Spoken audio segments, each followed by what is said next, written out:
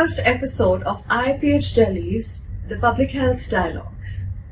As we record this episode today in Delhi, it is 43 degrees outside, and that brings me to my first question for Professor Soumik Ray. Why is it so hot?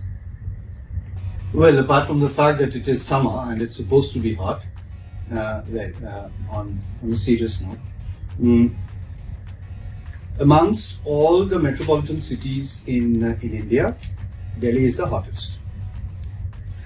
Now, of course, as I said, it's summer, so it will be hot, but Delhi is hotter than the other cities, primarily because of a particular phenomena which is called the urban heat islands. So Delhi is an urban heat island, which is caused by the massive concretization of city that has happened. So you have concrete jungles all around, very little open space for the heat to be absorbed. So there's no breathing which is happening, and the huge density of population in a city like Delhi, where there's a lot of heat being generated from the population in terms of the people being there, the air conditioners running, millions of vehicles on the road. So that's contributing to this heat, excessive heat within metropolitan cities, and especially in Delhi. So Delhi is the hottest metropolitan in India currently. So that brings me to the next question. What should we do? What should we do as individuals, and what should the government do right now? Well, probably start turning the cities into villages. But that wouldn't be possible. But what is also interesting is the obvious answer which comes is plant trees, which is sort of intuitive. But I would also like to point to this fact that in the country, Delhi is ranks the third in terms of tree cover. So there are enough trees in Delhi. Of course, I wouldn't say enough, because the standards say that 50% of a city space should have a tree coverage, and there's only one city in the country which meets that requirement, which is Gandhinagar, followed by Chandigarh. So Gandhinagar is around 50%, Chandigarh is around 15%, and Delhi has around 12% of tree coverage, and all the other cities are much behind. So Delhi is the third city with maximum tree coverage in the country, but it's also the most polluted in the country. So now, if you look at the top 10 most polluted cities in the country, the 6 of them belong to Delhi NCR. So which is Delhi, Ghaziabad, Noida, Greater Noida, Faridabad, Gurgaon. So 6 of them in the top 10. So there seems to be some sort of a dichotomy that more trees, more heat, more pollution. So should we plant more trees, or should we cut down trees? I think that's a no-brainer. So no, but the point is, we are again talking about, so this is a confluence of urban health, public health, urban planning, and urban forestry.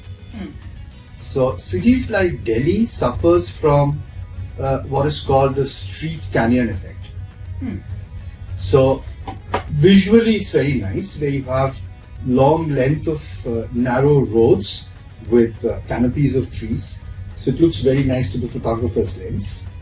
But that is what causes the street canyon effect.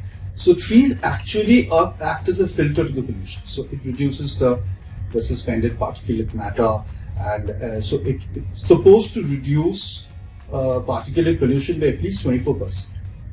But the street canyon effect actually doesn't let the particulate matter get out. So it traps pollution, leading to a higher amount of ground level pollution. So which increases the pollution. So and there's less amount of air circulation which happens. So this is primarily caused by the planting of huge trees in small narrow roads. So if you see the native trees of Delhi, which are generally the big trees, like you have Bale, you've got Jamun, you've got the Amaltas, which looks wonderful during summers, which are huge, and they have huge canopies, and they are not trimmed. So they cause these canopies over trees, so which you would see when you see photographs, you're driving down, they look wonderful, but they become traps for pollution. So there is confusion as to what can be cut down and what cannot be cut down. Now, the plants are measured by the girths of their trunks. And if they are very small, they are not trees yet and they can be cut down. And if it's beyond something, it cannot be cut down anymore. And that happens with the big trees. So big trees have branches which are big, as big as trunks, which create these canopies, and they cannot be cut down because of the laws. So you cannot trim them. And it's not only because it adds to the heat. If you notice, you have traffic signals which are covered by tree canopies. They cannot be cut down. So you have road traffic accidents. You must have noticed houses don't get enough sunlight. So you have people with micronutrient deficiencies. So all these departments need to talk to each other, the disciplines need to talk to each other, and that's exactly what public health brings to the table. So are you saying that the advisory does not just need to be about planting trees, but maybe planting the right trees? Absolutely. So the planting the right, because there are certain trees which are good for urban centers. See, you have to accept that this is a metropolitan city, a super metropolitan city. So for example, we have a lot of semal here. If you look at the trees around, they grow tall, but they don't have big canopies at lower levels. So probably they are better for a city like Delhi. But there are certain trees like the eucalyptus, which has been hugely commonly planted across arid areas. But they have been argued to be not good for arid areas because they're a big draw on the groundwater. And Delhi has groundwater problems. Of course, we don't see eucalyptus around in Delhi a lot. But so it's not only about planting trees, it's about maintaining them, pruning them at the right times, the right kind of trees in the right places. Yes, of course, the parks are good places for big trees because they support a lot of flora and fauna. It's nice to sit down under the tree and relax in a summer afternoon.